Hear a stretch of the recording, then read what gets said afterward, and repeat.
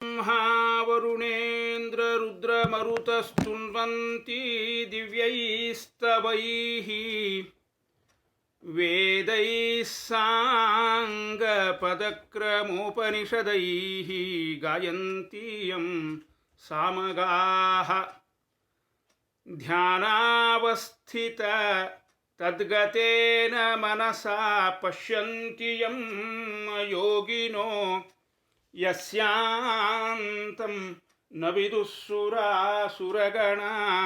देवाय तस्मै नमः। जन्माद्यस्य यतोऽन्वयादितरतश्चार्थेष्वभिज्ञस्वराट् तेने ब्रह्म हृदयः आदिकवये मुह्यन्ति यं सूरयः। तेजो वारिमृदां यथा विनिमयो यत्र त्रिसर्गो मृषा धाम्ना स्वेन सदा निरस्तकुहकं सत्यं परं धीमहि। निगमकल्पतरोर्गलितं फलं शुकमुखादमृतद्रवसंयुतं पिबत भागवतं रसमालयं मुहुरहो रसिकाः भुवि भावुकाः। श्रीगुरुभ्यो नमः। हरिः ओम्। ಶ್ರೀಮದ್ಭಾಗವತದ ದ್ವಿತೀಯ ಸ್ಕಂಧದ 7ನೇ ಅಧ್ಯಾಯದ ಮೊದಲ ಶ್ಲೋಕ. ಬ್ರಹ್ಮ ಉವಾಚ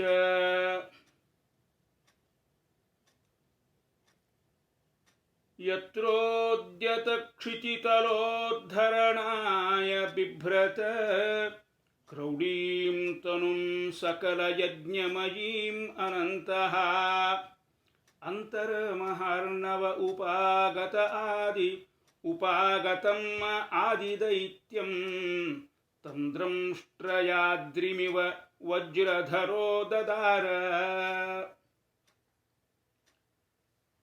ಭಗವಂತನ ಲೀಲಾವತಾರಗಳ ಕಥೆಯನ್ನು ಮಹಾನುಭಾವರಾದ ಬ್ರಹ್ಮದೇವರು ಹೇಳ್ತಾ ಇದ್ದಾರೆ. ಹಿಂದೆ ಹೇಳಿದಂತೆ ಅನಂತ ಅವತಾರಗಳು, ಆದರೆ ಜ್ಞಾನಿಗಳು ಯಾವ ಅವತಾರಗಳ ವಿಶೇಷ ಉಪಾಸನೆಯನ್ನು ಮಾಡಿ ತಮ್ಮ ಸಾಧನೆಯನ್ನು ಮಾಡಿಕೊಂಡಿದ್ದಾರೋ, ಯಾವ ಅವತಾರ ಕಥೆಗಳು ಕರ್ಣ ಕಷಾಯ ಶೋಷಾನ್, ನಮ್ಮ ಅಂತರಂಗದ ಕೊಳೆಯನ್ನು ಕಳೆಯಲು ಸಮರ್ಥವಾಗಿವೆ, ನಮ್ಮ ಸಾಧನೆಗೆ ಪೂರಕವಾಗಿವೆ ಅಂಥ ಕೆಲ ಅವತಾರಗಳನ್ನು ಈ 7ನೇ ಅಧ್ಯಾಯದಲ್ಲಿ ತಿಳಿಸ್ತಾ ಹೋಗ್ತಾರೆ. ಮೊದಲನೆಯದಾಗಿ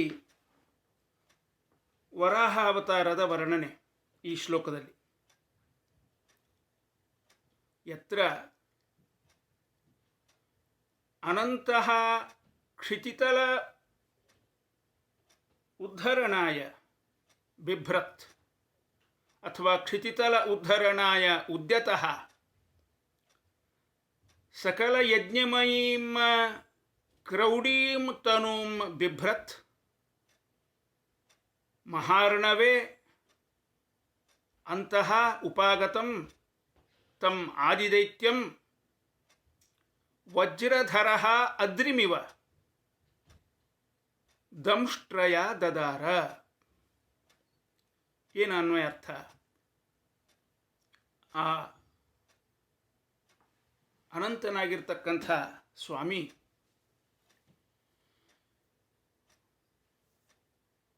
ಭೂಮಿಯ ಉದ್ಧಾರ ಮಾಡಲು ಹೊರಟು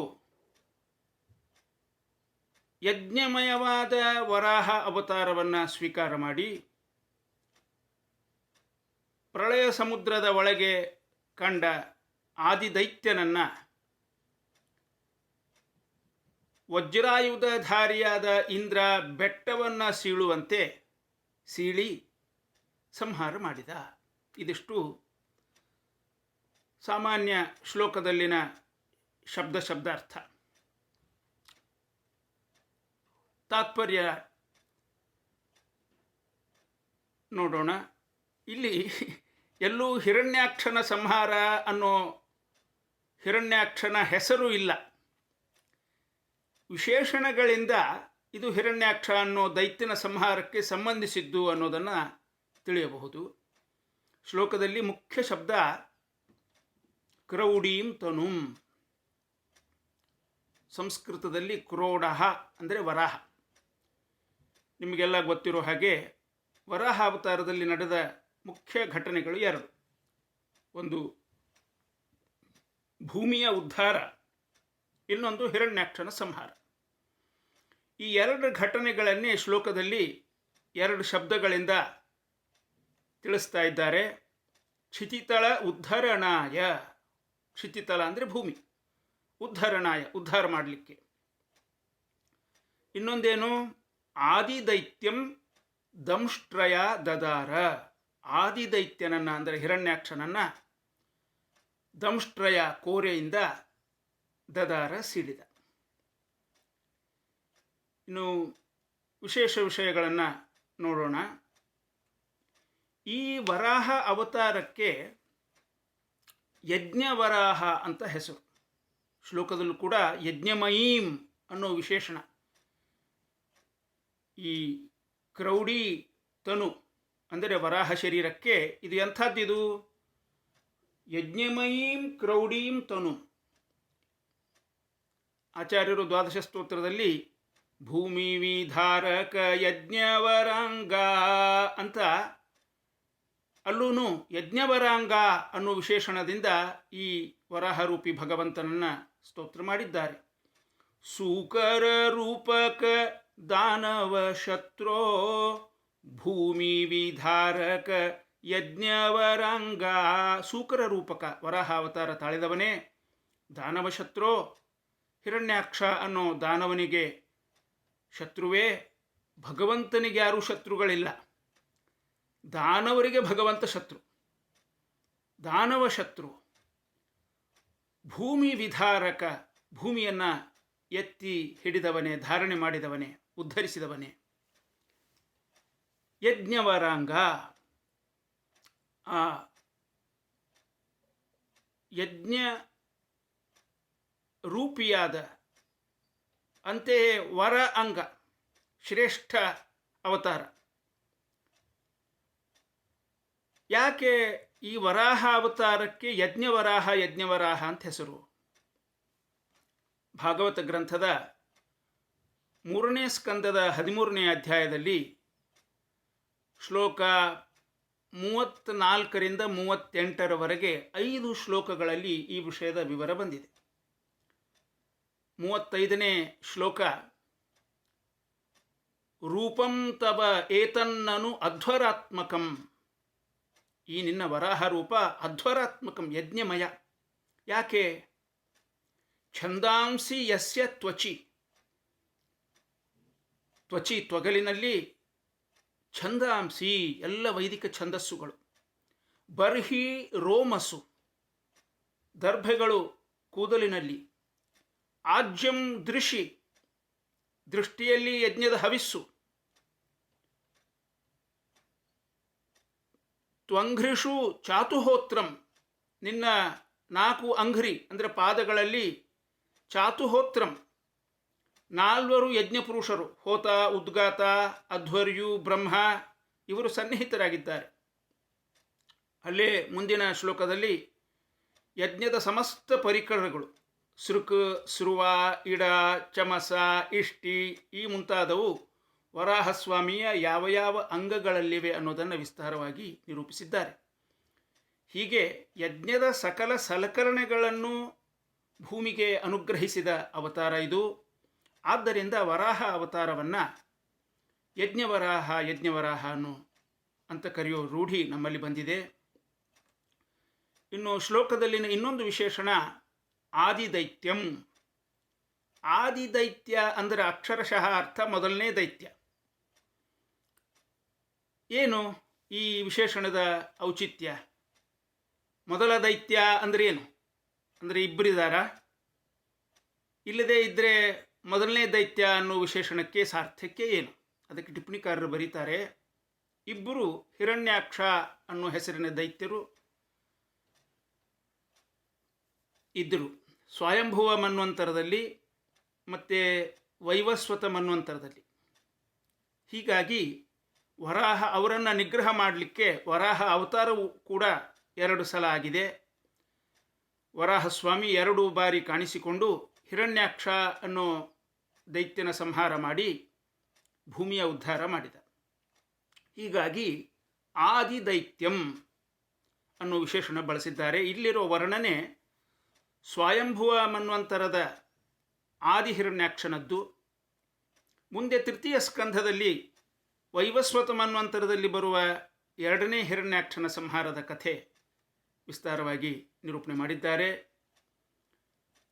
ಅನಂತಹ ಶ್ಲೋಕದ ಆರಂಭದಲ್ಲಿ ಬರ್ತಕ್ಕಂಥ 2ನೇ ಸಾಲಿನ ಕೊನೆಗೆ ನಾವು ಕಾಣತಕ್ಕಂಥ ಅನಂತಹ ಅನ್ನೋ ವಿಶೇಷಣ, ಅದನ್ನು ಅನ್ವಯದಲ್ಲಿ ನಾವು ಆರಂಭದಲ್ಲಿ ಇಟ್ಕೊಂಡಿದ್ದೇವೆ. ಏನು ಈ ವಿಶೇಷಣದ ವಿಶೇಷ? ಯಾಕೆ ಈ ವಿಶೇಷಣ? ಭಗವಂತ ವರಾಹಾವತಾರವನ್ನು ಮಾಡಿರ್ತಕ್ಕಂಥ ಸ್ವಾಮಿ ಅನಂತ ಅಂತ ತಿಳಿಸೋದು ಮಾತ್ರ ಇದರ ಉದ್ದೇಶ ಅಲ್ಲ.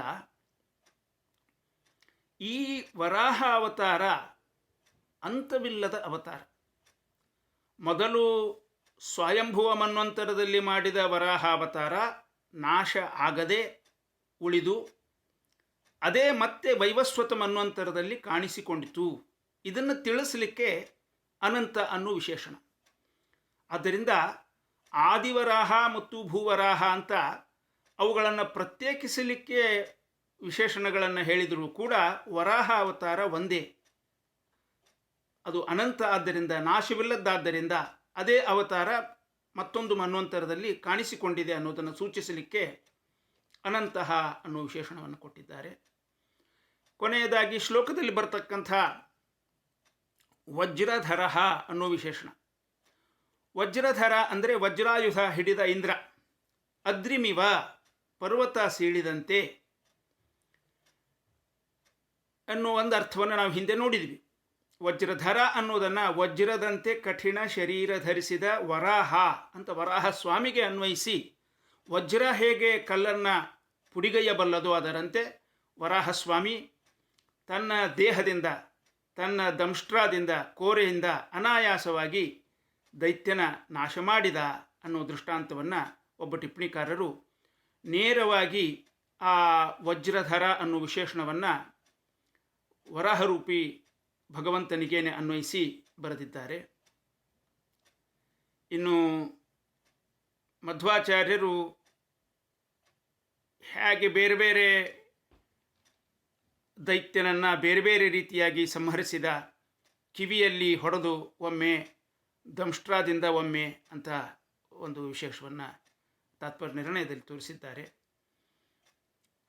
ಬನ್ನಂಜ ಗೋವಿಂದಾಚಾರ್ಯರು ಈ ವಿಷಯದ ಬಗ್ಗೆ ಮಾತನಾಡುವಾಗ ಒಬ್ಬ ರಷ್ಯನ್ ವಿಜ್ಞಾನಿ ಬರೆದ ಗ್ರಂಥವನ್ನು ಹೆಸರಿಸಿ, 2 ಬಾರಿ ಭೂಮಿ ತನ್ನ ಕಕ್ಷೆಯಿಂದ ಕುಸಿದಿತ್ತು, ಇದನ್ನು ವಿಜ್ಞಾನಿಗಳು ಒಪ್ಪಿದ್ದಾರೆ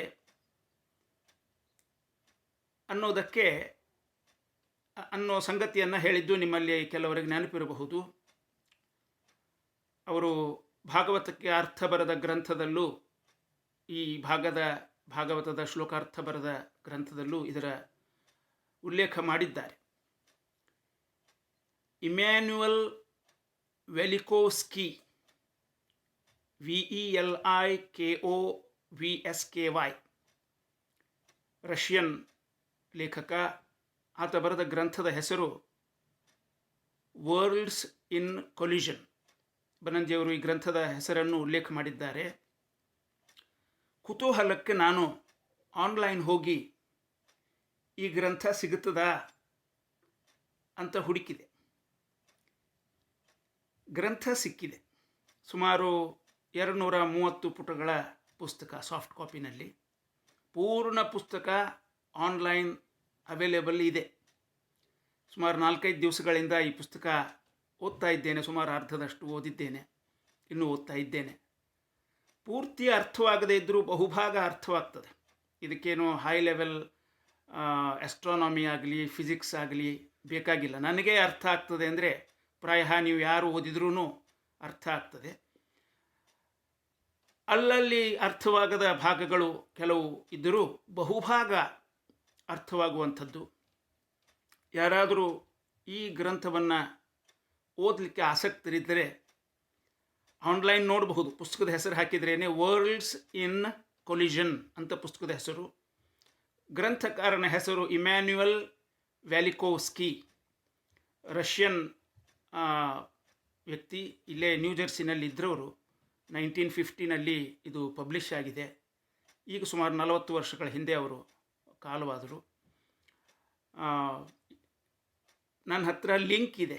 ಆ ಗ್ರಂಥದ ಪೂರ್ಣ ಸಾಫ್ಟ್ ಕಾಪಿಗೆ ಲಿಂಕ್ ಇದೆ. https://issuu.com/guraja GURAJA/docs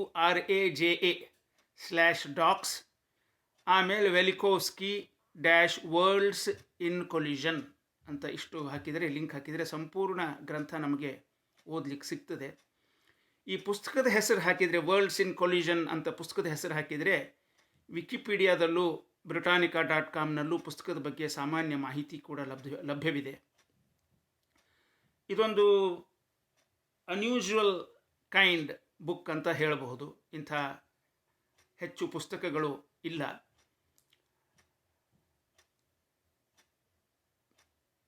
ಪುಸ್ತಕದ ಬಗ್ಗೆ ನನಗೆ ಹೇಳಬೇಕಾದ ಕೆಲವು ವಿಷಯಗಳು ಮನಸ್ಸಿನಲ್ಲಿವೆ. ಆದರೂ ನಿಮ್ಮಲ್ಲಿ ಯಾರಾದರೂ ಓದುವವರು ಇದ್ದರೆ ಓದಿದ ಮೇಲೆ ನಮ್ಮ ಉಪನ್ಯಾಸದ ಕೊನೆ ಭಾಗದಲ್ಲಿ ಒಂದು 10-15 ನಿಮಿಷಗಳನ್ನು ಮೀಸಲಿರಿಸಿ ಇದ್ರ ಬಗ್ಗೆ ಪರಸ್ಪರ ಮಾತನಾಡಬಹುದು ಅನ್ನೋ ಆಸೆ ಇರಿಸ್ಕೊಂಡಿದ್ದೇನೆ. ಆದ್ದರಿಂದ ಈಗ ಸದ್ಯಕ್ಕೆ ನಾನು ಏನೂ ಹೇಳೋದಿಲ್ಲ. ಪೂರ್ತಿ ಓದೋದು ಮುಗಿದ ಮೇಲೆ ಪ್ರಾಯಃ ಮುಂದಿನ ಅನುಸಂಧಾನದ ಶ್ರುತಿಗೆ ನಿಮ್ಮಲ್ಲೂ ಕೆಲವರು ಓದಿದರೆ ಆ ಪುಸ್ತಕದ ಬಗ್ಗೆ ಅನೇಕ ಆಸಕ್ತಿಕರ ಸಂಗತಿಗಳನ್ನು ಅಲ್ಲಿ ಅವರು ಹೇಳಿದ್ದಾರೆ. 7ನೇ ಚಾಪ್ಟರ್ನಲ್ಲಿ ಈ ಭೂಮಿ 2 ಸಲ ತನ್ನ ಕಕ್ಷೆಯಿಂದ ಕಳಚಿಕೊಂಡಿರಬಹುದಾದ ಘಟನೆಯನ್ನು ಕೂಡ ವಿವರಿಸ್ತಾರೆ. ಆದರೆ ಅಲ್ಲಿ ಸುಮಾರು 2700 ವರ್ಷಗಳ ಹಿಂದೆ ಒಮ್ಮೆ, 3500 ವರ್ಷಗಳ ಹಿಂದೆ ಒಮ್ಮೆ, ಹೀಗೆ 2 ಸಲ ಕಳಚಿಕೊಂಡಿರಬಹುದು ಅಂತ. ನಾವಿಲ್ಲಿ ಭಾಗವತದಲ್ಲಿ ನೋಡ್ತಿರೋದು ಹಿರಣ್ಯಾಕ್ಷನ ಪ್ರಸಂಗ ಒಂದು ಸ್ವಯಂಭುವ ಮನ್ವಂತರ, ಇನ್ನೊಂದು ವೈವಸ್ವತ ಮನ್ವಂತರ. ಬರೀ 2000-3000 ವರ್ಷಗಳ ಅಂತರ ಅಲ್ಲ, ತುಂಬ ದೊಡ್ಡ ಅಂತರದಲ್ಲಿ ಈ ಸಂಗತಿಯನ್ನು ನಾವಿಲ್ಲಿ ಭಾಗವತದಲ್ಲಿ ಕಾಣ್ತಾ ಇದ್ದೇವೆ. ಅಲ್ಲಿಗೂ ಇಲ್ಲಿಗೂ ಅವರು ಹೇಳೋ ಸಮಯಕ್ಕೂ ಅಷ್ಟಾಗಿ ಹೋಲಿಕೆ ಕಾಣೋದಿಲ್ಲ. ಮತ್ತು ಬೇರೆ ಬೇರೆ ಬೇರೆ ಬೇರೆ ಸಂಸ್ಕೃತಿಗಳು, ಮೆಸೊಪೊಟೋಮಿಯನ್, ಬೆಬಿಲೋನಿಯನ್, ಗ್ರೀಕ್, ನಮ್ಮ ಉಪನಿಷತ್ತುಗಳಿಂದ ವೇದಗಳಿಂದ ಅನೇಕ ಘಟನೆಗಳನ್ನು ಉಲ್ಲೇಖಿಸ್ತಾರೆ. ಕೆಲವು ನಮಗೆ ಒಪ್ಪಿಗೆ ಅನ್ನಿಸಲಿಕ್ಕಿಲ್ಲ ಅಂಥ ಅಂಶಗಳೂ ಇದೆ. ಭಾರತೀಯರಿಗೆ 7ನೇ ಶತಮಾನಕ್ಕೆ ಮೊದಲು ವರ್ಷದಲ್ಲಿ ಬರೀ 360 ದಿವಸಗಳು ಇದ್ದವು ಅಂತ ತಿಳ್ಕೊಂಡಿದ್ರು. ಅದರ ನಂತರ 365 ದಿನಗಳ ಕಲ್ಪನೆ ಬಂತು. ಇಲ್ಲಿ ಕ್ಯಾಲ್ಕುಲೇಷನಲ್ಲಿ ತಪ್ಪಿದ್ದಾರೆ ಅಂತ ಒಂದು ಕಡೆಗೆ ಹೇಳ್ತಾರೆ. ಕಾಬಾದಲ್ಲಿ ಅವರು ಮುಸಲ್ಮಾನರು ನಮಸ್ಕಾರ ಮಾಡ್ತಿರೋ ಆ ಕಲ್ಲು ಮಾರ್ಸದಿಂದ ಬಿದ್ದ ಕಲ್ಲು. ಆಮೇಲೆ ನಮ್ಮಲ್ಲಿ ಮರುತ್ ಅಂತ ನಾವೇನು ವೇದದಲ್ಲಿ ಹೇಳ್ತೀವಿ, ಅದು ಮಾರ್ಸದಿಂದ ಬಂದದ್ದು. ಹೀಗೆ ಅನೇಕ ಆಸಕ್ತಿಕರ ಅಂಶಗಳನ್ನು ಅಲ್ಲಿ ಕೊಟ್ಟಿದ್ದಾರೆ. ಆಸಕ್ತರು ಓದಬಹುದು. ಯಾರಿಗಾದರೂ ಆ ಲಿಂಕ್ ಸಿಗದೇ ಇದ್ದರೆ ಮೊಬೈಲ್ನಲ್ಲಿ ನನಗೆ ಕೇಳಿದರೆ ನಾನು ಲಿಂಕ್ ಕಳಿಸ್ಕೊಡ್ತೇನೆ. ಇಲ್ಲಿಗೆ ಈ ವರಾಹ ಅವತಾರದ ವಿವರಣೆಯನ್ನು ಮುಗಿಸ್ತಾ ಇದ್ದೇನೆ. ಹೀಗೆ ದ್ವಿತೀಯ ಸ್ಕಂದದ ಈ 7ನೇ ಅಧ್ಯಾಯದಲ್ಲಿ ಭಗವಂತನ ಒಂದೊಂದೊಂದೊಂದು ಅವತಾರಗಳ ವರ್ಣನೆ, ಒಂದೊಂದು ಶ್ಲೋಕವೂ ಒಂದೊಂದು ಅವತಾರ ಕಥೆ. ಮುಖ್ಯವಾಗಿ ಈ ಅಧ್ಯಾಯದಲ್ಲಿರೋದು ಅವತಾರ ಲೀಲೆಗಳ ವರ್ಣನೆ. ಪ್ರತಿ ಶ್ಲೋಕದಲ್ಲೂ ಒಂದೊಂದು ಅವತಾರ ಲೀಲೆಗಳ ವರ್ಣನೆ ಇದೆ. ಈಗ ಮೊದಲನೇ ವರಾಹ ಅವತಾರದ ಲೀಲೆಯನ್ನು ಮೊದಲ ಶ್ಲೋಕದಲ್ಲಿ ನೋಡಿದ್ವಿ. ಈ ಇಡೀ ಅಧ್ಯಾಯದ ಸಾರವನ್ನು ನಿಮಗೆ ಮೊದಲು ಹೇಳಿಬಿಡ್ತೇನೆ. ನಂತರ ಕೆಲ ಆಯ್ದ ಶ್ಲೋಕಾರ್ಥವನ್ನು, ಇವತ್ತು ವರಾಹ ಅವತಾರದ ವಿವರಣೆಯನ್ನು ನೋಡಿದ ಹಾಗೆ ಕೆಲ ಆಯ್ದ ಅವತಾರಗಳ ಶ್ಲೋಕಾರ್ಥಗಳನ್ನು ಮುಂದಿನ ಅನುಸಂಧಾನದಲ್ಲಿ ಹೇಳಲಿದ್ದೇನೆ. ವರಾಹ ಈ ಮೊದಲು ನೋಡಿದಂತೆ ವರಾಹ ರೂಪ ಧಾರಣೆ ಮಾಡಿ ಹಿರಣ್ಯಾಕ್ಷನ ಸಂಹಾರ ಮತ್ತು ಭೂಮಿಯ ಉದ್ಧಾರ ಮಾಡಿದ. ನಂತರ ರುಚಿ ಆಕೂತಿ ಇವರ ಪುತ್ರ ಸುಯಜ್ಞನಾಗಿ ಅವತರಿಸಿ 3 ಲೋಕಗಳಿಗೆ ಅಸುರರಿಂದ ಒದಗಿದ್ದ ಪೀಡೆಗಳನ್ನು ಪರಿಹರಿಸಿದ. ಇವನನ್ನು ಸಾಕ್ಷಾತ್ ಶ್ರೀಹರಿ ಅಂತ ತಿಳಿದು ಸ್ವಯಂಭುವಮನು ಈಶಾವಾಸ್ಯ ಉಪನಿಷನ್ ಮಂತ್ರಗಳಿಂದ ಸ್ತೋತ್ರ ಮಾಡಿದ. ಹೀಗೆ ಈ ಸುಯಜ್ಞ ಅನ್ನೋ ಅವತಾರದ ಬಣ್ಣನೆ ಬಂದಿದೆ. ನಂತರ ಕರ್ದಮ ದೇವಹೂತಿ ಇವರ ಮಗನಾಗಿ ಕಪಿಲನಾಗಿ ಅವತರಿಸಿ ಸಾಂಖ್ಯತತ್ವದ ಉಪದೇಶ ಮಾಡಿದ. ತಾಯಿಯಾದ ದೇವಹೂತಿಯ ಉದ್ಧಾರಕ್ಕೆ ಕಾರಣನಾದ. ಗೀತೆಯಲ್ಲೂ ಕೂಡ ಈ ಸಾಂಖ್ಯದ ಅನೇಕ ಪ್ರಮೇಯಗಳನ್ನು ನಾವು ಕಾಣ್ತೇವೆ, ಉಪನಿಷತ್ತಿನಲ್ಲೂ ಕಾಣ್ತೇವೆ. ಅತ್ರಿ ಅನಸೂಯೆಯರ ಪುತ್ರ ದತ್ತಾತ್ರೇಯನಾಗಿ ಅವತರಿಸಿ ಹೈಹಯ ಮುಂತಾದ ರಾಜರಿಗೆ ಯೋಗ ಭೋಗಗಳ ಸಮನ್ವಿತ ಜೀವನ ಪದ್ಧತಿಯನ್ನು ಉಪದೇಶ ಮಾಡಿದ. ಬ್ರಹ್ಮದೇವರ ತಪಸ್ಸಿಗೆ ಮೆಚ್ಚಿ ಸನ ಅಂದರೆ ತಪಸ್ಸು, ಈ ಸನ ಅನ್ನೋ ಹೆಸರಿನ 4 ರೂಪಗಳಿಂದ ಪ್ರಕಟನಾದ. ಅವೇ ಸನಕ, ಸನಾತನ, ಸನಂದನ, ಸನತ್ ಅಥವಾ ಸನತ್ ಕುಮಾರ. ಹೀಗೆ ಈ ಅವತಾರದಿಂದ ಮರೆಯಾಗಿದ್ದ ಆತ್ಮತತ್ವವನ್ನು ಉಪದೇಶ ಮಾಡಿದ.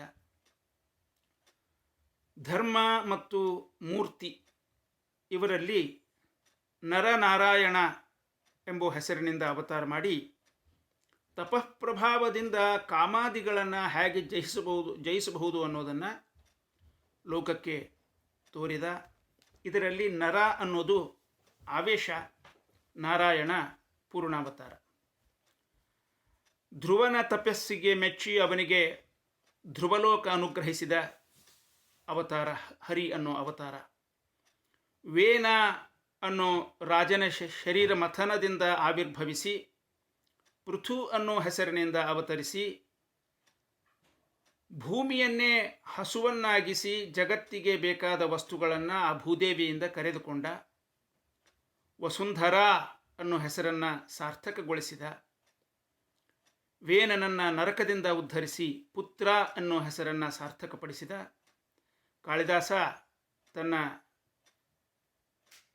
ಕುಮಾರ ಸಂಭವ ಕಾವ್ಯದಲ್ಲಿ ಈ ಪ್ರಸಂಗದ ವರ್ಣನೆಯನ್ನು ಬಹಳ ಸುಂದರವಾಗಿ ಮಾಡಿದ್ದಾನೆ. ಯಂ ಸರ್ವಶೈಲಾ ಪರಿಕಲ್ಪ್ಯ ವತ್ಸಂ ಮಿರೌ ಸ್ಥಿತೇ ದೋಗ್ಧರಿದೋಹದಕ್ಷೇ ಭಾಸ್ವಂತಿ ರತ್ನಾನಿ ಮಹೌಷಧಿಶ್ಚ ಪೃಥೂಪದಿಷ್ಟಾಂ ದುದುಹುರ್ಧರಿತ್ರೀಂ. ಪೃಥೂಪದಿಷ್ಟಾಂ ದುದುಹುರ್ಧರಿತ್ರೀಂ. ಇಲ್ಲಿ ಭೂಮಿಯನ್ನು ಗೋವನ್ನಾಗಿಸಿ ಎಲ್ಲ ಅಗತ್ಯ ವಸ್ತುಗಳನ್ನು ಅವಳಿಂದ ಕರೆದುಕೊಂಡ ಅನ್ನೋದು ಒಂದು ಕಾವ್ಯಮಯ ನಿರೂಪಣೆ. ಭೂಮಿಯನ್ನು ಸರಿಯಾಗಿ ತಿಳಿದುಕೊಂಡು ಜನಗಳಿಗೆ ಭೂಮಿಯಿಂದ ದೊರೆಯಬಹುದಾದ ಪದಾರ್ಥಗಳನ್ನು ಅವರ ಶ್ರಮದ ಸರಿಯಾದ ವಿನಿಯೋಗದಿಂದ ದೊರಕಿಸಿದ ಅನ್ನೋದು ಮಾತ್ರ ಇಲ್ಲಿ ನಿಜವಾದ ಅರ್ಥ ಅಂತ ಹೇಳ್ತಾರೆ. ನಾಭಿ ಸುದೇವಿಯರ ಮಗ ವೃಷಭನಾಗಿ ಅವತಾರ ಮಾಡಿದ. ಪರಮಹಂಸ ಪದದ ಪರಾಕಾಷ್ಠೆ ಎನಿಸಿದ ಅವಧೂತಚರಿ. ಇಡೀ ಜಗತ್ತಿಗೆ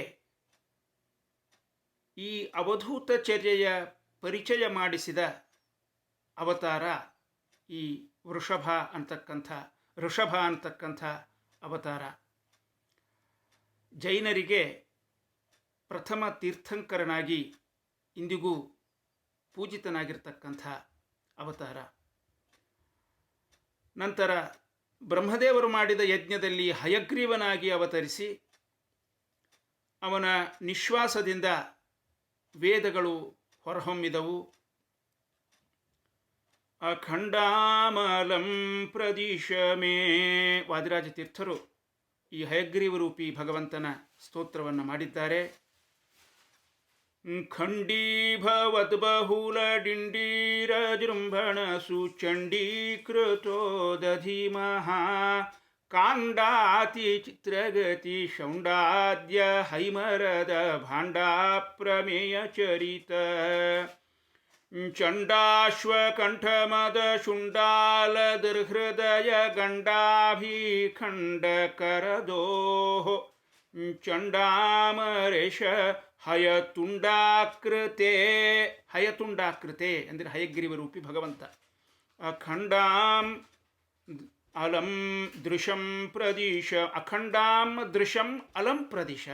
ನಮಗೆ ಜ್ಞಾನ ದೃಷ್ಟಿಯನ್ನು ನೀಡು ಅಂತ ಆ ಹಯಗ್ರೀವರೂಪಿ ಭಗವಂತನಲ್ಲಿ ಪ್ರಾರ್ಥನೆ ಮಾಡಿಕೊಂಡಿದ್ದಾರೆ. ಹಾಗೆ ಮತ್ಸ್ಯಾವತಾರ ಮಾಡಿ ಸತ್ಯವ್ರತ ಮನುವಿಗೆ ಉಪದೇಶ ಮಾಡಿ ಅವನನ್ನು ಉದ್ಧರಿಸಿದ. ಮತ್ಸ್ಯ ಪುರಾಣದಲ್ಲಿ ಈ ವೃತ್ತಾಂತ ವಿವರವಾಗಿ ಬಂದಿದೆ.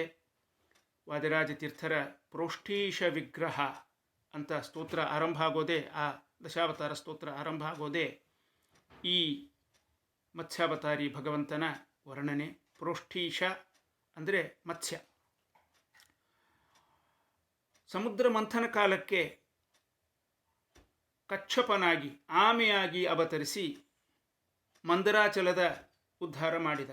ಮಂದರೋದ್ಧಾರಿ ವೃತ್ತೋದ್ಭುಜ ಭೋಗಿನಂ ಪ್ರೀಣಯಾಮೋ. ಮಂದರೋದ್ಧಾರಿ ವೃತ್ತೋದ್ಭುಜ ಭೋಗಿನಂ ಅಂತ ಆ ಮಂದರಾಚಲದ ಉದ್ಧಾರ ಮಾಡಿದ ಭಗವಂತನ ಅವತಾರ, ಆಮೆಯ ಅವತಾರವನ್ನು ಆಚಾರ್ಯರು ವರ್ಣಿಸಿದ್ದಾರೆ. ಅನಂತರ ನರಸಿಂಹಾವತಾರ, ಹಿರಣ್ಯಕಶ್ಯಪು ಸಂಹಾರ, ಪ್ರಹ್ಲಾದನ ಉದ್ಧಾರ. ಸತ್ಯಂ ವಿಧಾತುಂ ನಿಜಭೃತ್ಯ ಭಾಷಿತಂ ವ್ಯಾಪ್ತಿಂಚ ಭೂತೇಷ್ವಖಿಲೇಷು ಚಾತ್ಮನಃ ಅದೃಶ್ಯತ ಅತ್ಯದ್ಭುತರೂಪ ಮುದ್ವಹನ್ ಸ್ತಂಭೆ ಸಭಾಯಾಂ ನ ಮೃಗಂ ನ ಮಾನುಷಂ ಅಂತ ಆ ನರಸಿಂಹಾವತಾರದ ವರ್ಣನೆ ಭಾಗವತದಲ್ಲಿ ಬಂದಿದೆ. ಆಮೇಲೆ ಗಜೇಂದ್ರೋದ್ಧಾರ ಮಾಡಿದ ಹರಿ ಅವತಾರ. ಅಂತಃಸರಸ್ಯುರುಬಲೇನ ಪದೇ ಗೃಹೀತೋ ಗ್ರಹೇಣ ಯೂಥಪತಿರಂಬುಜಹಸ್ತ ಆರ್ತಃ ಆಹೇದಮಾದಿಪುರುಷ ಅಖಿಲಲೋಕನಾಥ ತೀರ್ಥಶ್ರವಶ್ರವಣ ಮಂಗಲನಾಮಧೇಯ. ನಿತ್ಯ ಪ್ರಾತಸ್ಮರಣೆಯಲ್ಲಿ ಈ ಗಜೇಂದ್ರೋದ್ಧಾರಿ ಹರಿಯ ಸ್ಮರಣೆಯನ್ನು ಮಾಡಬೇಕು. ಸ್ಮೃತ್ವಾ ಹರಿಸ್ತಮರಣಾರ್ಥಿನಮ ಪ್ರಮೇಯ ಚಕ್ರಾಯುಧ ಪತಗರಾಜಭುಜಾಧಿರೂಢ ಚಕ್ರೇಣ ನಕ್ರವದನಂ ವಿನಿಪಾಟ್ಯ ತಸ್ಮಾತ್ ಹಸ್ತೆ ಪ್ರಗೃಹ್ಯ ಭಗವಾನ್ ಕೃಪಜೋಜ್ಜಹಾರ ಅಂತ ಆ ಗಜೇಂದ್ರೋದ್ಧಾರಿಯ ವರ್ಣನೆ ಬಂದಿದೆ. ವಾಮನಾವತಾರದಿಂದ 3 ಪಾದ ಭೂಮಿ ಬೇಡಿ, ತ್ರಿವಿಕ್ರಮಾವತಾರದಿಂದ 3 ಲೋಕಗಳನ್ನೇ ಅಳೆದು ದಾನ ಪಡೆದು ಬಲಿಯ ಅಹಂಕಾರದ ದಮನಗೈದು ಅವನನ್ನು ಉದ್ಧಾರಗೈದ ವಾಮನಾವತಾರ.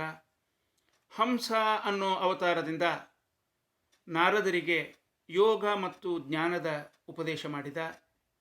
ಮನು ಆಗಿ ಅವತರಿಸಿ ಮನ್ವಂತರಗಳಲ್ಲಿ ದುಷ್ಟ ರಾಜರ ದಮನ ಮಾಡಿದ. ಧನ್ವಂತರಿಯಾಗಿ ಅವತರಿಸಿ ಆಯುರ್ವೇದದ ಉಪದೇಶ ಮಾಡಿದ. ಪರಶುರಾಮನಾಗಿ ಅವತರಿಸಿ ದುಷ್ಟ ಕ್ಷತ್ರಿಯರ ಸಂಹಾರ ಮಾಡಿದ. ರಾಮನಾಗಿ ಅವತರಿಸಿ ಮರ್ಯಾದಾ ಪುರುಷೋತ್ತಮ ಅನ್ನೋ ಹೆಸರು ಗಳಿಸಿ ಜನಗಳಿಗೆ ಆದರ್ಶ ಜೀವನದ, ರಾಜರಿಗೂ ಪ್ರಜೆಗಳಿಗೂ ಆದರ್ಶ ಜೀವನದ ಮಾದರಿಯಾಗಿ ಮೆರೆದ ಕೃಷ್ಣಾವತಾರ ಈ ಭಾಗವತದ ಮುಖ್ಯ ಕಥಾನಾಯಕ ಶ್ರೀಕೃಷ್ಣ, ಅನೇಕರ ಆರಾಧ್ಯ ದೈವ. ಆ ಕೃಷ್ಣಾವತಾರದ ವಿವರ ವಿಸ್ತಾರವಾಗಿ ಬಂದಿದೆ. ಅನಂತರ ಬುದ್ಧಾವತಾರ, ಓಂ ಬುದ್ಧಾಯ ನಮಃ ಅಂತ ನಾವು ಕೂಡ ಭಗವಂತನ ಅವತಾರಗಳಲ್ಲಿ ಒಂದು ಅಂತ ವೈಷ್ಣವರು ಆ ಅವತಾರವನ್ನು ಪರಿಗಣಿಸ್ತಾರೆ. ಮಧ್ವಾಚಾರ್ಯರು ತಾತ್ಪರ್ಯ ನಿರ್ಣಯದಲ್ಲಿ ಬುದ್ಧಾವತಾರದ ನಿಜ ಉಪದೇಶ ಏನು ಅನ್ನೋದನ್ನು ಹೇಳಿದ್ದಾರೆ. ಅನಂತರದಲ್ಲಿ ಆ ಅವತಾರದ ಪ್ರಸಂಗವನ್ನು ಇನ್ನಷ್ಟು ವಿವರವಾಗಿ ಮುಂದೆ ನೋಡೋಣ. ಕಲ್ಕಿ ಅವತಾರ, ಕಲಿಯುಗದ ಕೊನೆಗಾಗತಕ್ಕಂಥ ದುಷ್ಟ ಸಂಹಾರಕ್ಕೋಸ್ಕರ ಮಾಡಿರ್ತಕ್ಕಂಥ ಅವತಾರ. ಹೀಗೆ ಅನೇಕ ಅವತಾರಗಳನ್ನು ಇಲ್ಲಿ ಹೇಳಿ ಕೊನೆಗೆ ಭಗವಂತನ ಅವತಾರಗಳು ಇಷ್ಟೇ ಅಲ್ಲ, ಅನಂತ ಅವತಾರಗಳು ಅಂತನ್ನೋ ಮಾತನ್ನು ನಮಗೆ ಜ್ಞಾಪಿಸ್ತಾರೆ. ಭಗವದ್ಗೀತೆಯಲ್ಲೂ ಕೂಡ ಈ ಅವತಾರಗಳ ಪ್ರಸಕ್ತಿ ಬಂದಲ್ಲಿ ಯದಾ ಯದಾ ಹಿ ಧರ್ಮಸ್ಯ ಗ್ಲಾನಿರ್ಭವತಿ ಭಾರತ ಅಭ್ಯುತ್ಥಾನಂ ಅಧರ್ಮಸ್ಯ ತದಾ ಆತ್ಮಾನಂ ಸೃಜಾಮ್ಯಹಂ. ಇಲ್ಲಿ ಗಮನಿಸಬೇಕಾದ ಅಂಶ ಅಂದರೆ ದೇಶ ಕಾಲ ಈ ಎರಡೂ ಅಂಶಗಳಲ್ಲಿ ಯಾವುದೇ ಮಿತಿಯನ್ನು ಸೂಚಿಸಲಿಲ್ಲ. ಭಾರತದಲ್ಲೇ ಅವತಾರ ಮಾಡ್ತೇನೆ, ಇಂಥಲ್ಲೇ ಅವತರಿಸ್ತೇನೆ ಇಲ್ಲ. ಎಲ್ಲೆಲ್ಲಿ ಧರ್ಮದ ಗ್ಲಾನಿ ಆಗುತ್ತದೋ ಅಲ್ಲೆಲ್ಲೂ ಭಗವಂತನ ಅವತಾರ ಆಗಬಹುದು. ಧರ್ಮದ ಗ್ಲಾನಿ, ಅಧರ್ಮದ ವಿಜೃಂಭಣೆ ಅದು ಅತಿಯಾದಾಗ ಅಲ್ಲಿ ಅವತಾರ ಮಾಡ್ತೇನೆ. ಅಂದರೆ ಭಗವಂತ ಸೃಷ್ಟಿ ಮಾಡಿದ ಈ ಸಮಗ್ರ ಭೂಮಂಡಲದಲ್ಲಿ ಯಾವುದೇ ದೇಶ ವಿದೇಶಗಳಲ್ಲೂ ಕೂಡ ಯಾವುದೇ ರೂಪದಲ್ಲಿ ಆ ಭಗವಂತನ ಅವತಾರ ಆಗಬಹುದು. ಯದಾ ಯದಾ ನೋಡಿ, ಯಾವಾಗ ಆಗುತ್ತದೋ ಅಂದರೆ ಸಮಯದ ನಿರ್ದಿಷ್ಟ ಸೂಚನೆಯೂ ಇಲ್ಲ, ದೇಶದ ನಿರ್ದಿಷ್ಟ ಸೂಚನೆಯೂ ಇಲ್ಲ. ಯಾವುದೇ ಕಾಲದಲ್ಲಿ, ಯಾವುದೇ ರೂಪದಲ್ಲಿ, ಯಾವುದೇ ದೇಶದಲ್ಲಿ ಭಗವಂತನ ಅವತಾರ ಆಗಬಹುದು. ಮತ್ತು ಆ ಭಗವಂತನ ಅವತಾರ ಆವೇಶ ಮತ್ತು ಸ್ವರೂಪಾವತಾರ ಅಂತ 2 ವಿಧ. ಈ ಹಿಂದೆ ನಾವು ನೋಡಿದ ಹಾಗೆ ಪೃಥು ಆವೇಶಾವತಾರ, ನರನಾರಾಯಣ ಎಂಬಲ್ಲಿ ನರ ಆವೇಶ, ಭಗವಂತನ ಆವೇಶ, ಭಗವಂತನ ವಿಭೂತಿ, ವಿಶೇಷ ಸನ್ನಿಧಾನ. ಅದನ್ನು ನೋಡುವಲ್ಲಿ ನಮಗೆ ಕಣ್ಣು ಬೇಕು ಅಷ್ಟೇನೆ. ಇವತ್ತು ಭಾರತದಲ್ಲಿ ನಾವು ಕಾಣ್ತಾ ಇರೋ ಯೋಗಿ ಆದಿತ್ಯನಾಥ್ ಉತ್ತರ ಪ್ರದೇಶದಲ್ಲಿ, ಮೋದಿ ಇಡೀ ರಾಷ್ಟ್ರದ ಮಟ್ಟದಲ್ಲಿ ಮಾಡ್ತಾ ಇರೋ ಕೆಲಸಗಳು, ಇದು ಭಗವಂತನ ಒಂದು ವಿಭೂತಿ ಅಂತ ನನ್ನ ಭಾವನೆ. ಕೆಲವರಿಗೆ ಅತಿ ಅನ್ನಿಸಬಹುದು, ಆದರೆ ಒಂದು ಕ್ಷಣ ಯೋಚನೆ ಮಾಡಿ, ಒಬ್ಬ ವ್ಯಕ್ತಿ ತನ್ನ ಅತ್ಯಂತ ಆತ್ಮೀಯರು, ಕುಟುಂಬದವರು, ಅವರನ್ನೂ ಹಚ್ಚಿಕೊಳ್ಳಲಿಕ್ಕಿಲ್ಲ, ಅಷ್ಟು ಇಡೀ ದೇಶದ ಜನತೆಯನ್ನು ಹಚ್ಚಿಕೊಂಡು ಯಾವುದೇ ಸ್ವಾರ್ಥ ಇಲ್ಲದೆ ಅಹರ್ನಿಶಿ ದಶಕಗಳಗಟ್ಟಲೆ ದುಡಿತಾ ಇದ್ದಾನೆ ಅಂದರೆ ಅವನೊಳಗೆ ಯದ್ಯದ್ವಿಭೂತಿವತ್ಸತ್ವಂ ಶ್ರೀಮದೂರ್ಜಿತಮೇವ ತತ್ತದೇವ ಅವಗಚ್ಛತ್ವಂ ಮಮ ತೇಜೋಂಶ ಸಂಭವಂ. ಮಮ ತೇಜೋಂಶ ಸಂಭವಂ, ಭಗವಂತನ ಒಂದು ತೇಜಸ್ಸು, ಒಂದು ವಿಭೂತಿ ರೂಪ ಅಂಥಲ್ಲಿ ಕೆಲಸ ಮಾಡ್ತಾ ಇದೆ. ಅದನ್ನು ಗುರುತಿಸೋದನ್ನು ಮರೆಯಬಾರದು. ನಾವು ದೊಡ್ಡ ಕೆಲಸ ನಡೆದಾಗ ಕಣ್ಣೆದುರಿಗೆ ಆ ಭಗವಂತನ ವಿಭೂತಿ ರೂಪ ಅದು ಕಾಣಿಸಿದಾಗ ಭಕ್ತಿಯಿಂದ ಅದನ್ನು ನಮಿಸಬೇಕು, ಸಂತೋಷ ಪಡಬೇಕು. ಒಳ್ಳೆಯ ಘಟನೆಗಳು ಸುತ್ತಮುತ್ತಲು ನಡೆಯೋದನ್ನು ನೋಡಿ ಸಂತೋಷಿಸೋದು ಒಂದು ಸಜ್ಜನರ ಸ್ವಭಾವ ಅಂತ ಶಾಸ್ತ್ರಗಳಲ್ಲಿ ಹೇಳ್ತಾ ಇದ್ದಾರೆ. ಮಾಡಿದರಂತೂ ಬಹಳ ದೊಡ್ಡದು. ಮಾಡಲಿಕ್ಕೆ ಆಗದೇ ಇದ್ದರೆ ದೊಡ್ಡ ಕೆಲಸವನ್ನು, ನಿಸ್ವಾರ್ಥ ಸೇವೆಯನ್ನು ಜನತಾ ಜನಾರ್ದನ ಅಂತ ಮನಸ್ಸಿನಲ್ಲಿಟ್ಟುಕೊಂಡು ಇಡೀ ಜಗತ್ತಿಗೆ ಮಾಡ್ತಕ್ಕಂಥ, ಮಾನವ ಕುಲಕ್ಕೆ ಮಾಡ್ತಕ್ಕಂಥ ಆ ಸೇವೆಯನ್ನು ಮನದುಂಬಿ ಸ್ಮರಿಸಬೇಕು, ಸಂತೋಷಿಸಬೇಕು. ಇದು ಒಂದು ಸಾತ್ವಿಕ ಸ್ವಭಾವ ಅಂತ ಶಾಸ್ತ್ರದಲ್ಲಿ ಹೇಳಿದ್ದಾರೆ. ಇಲ್ಲಿಗೆ ಇವತ್ತಿನ ಈ ಅನುಸಂಧಾನವನ್ನು ಮುಗಿಸ್ತಾ ಇದ್ದೇನೆ. ಮಧ್ವಾಂತರ್ಗತ ಶ್ರೀಕೃಷ್ಣ ಅರ್ಪಣಮಸ್ತು. ಮುಂದಿನ ಅನುಸಂಧಾನಗಳಲ್ಲಿ ಈಗಾಗಲೇ ಹೇಳಿದಂತೆ ಈ ಅವತಾರ ನಿರೂಪಣೆಯ ಶ್ಲೋಕಗಳಲ್ಲಿ ಕೆಲವನ್ನು ಆಯ್ದುಕೊಂಡು ವರಾಹ ಅವತಾರವನ್ನು ಹೇಗೆ ನೋಡಿದ್ದೀವೋ ಹಾಗೆ ಸ್ವಲ್ಪ ವಿಸ್ತಾರವಾಗಿ ಆ ಅವತಾರಗಳ ಕಥೆಯನ್ನು ನೋಡೋಣ. ಶ್ರೀಕೃಷ್ಣ ಅರ್ಪಣಮಸ್ತು.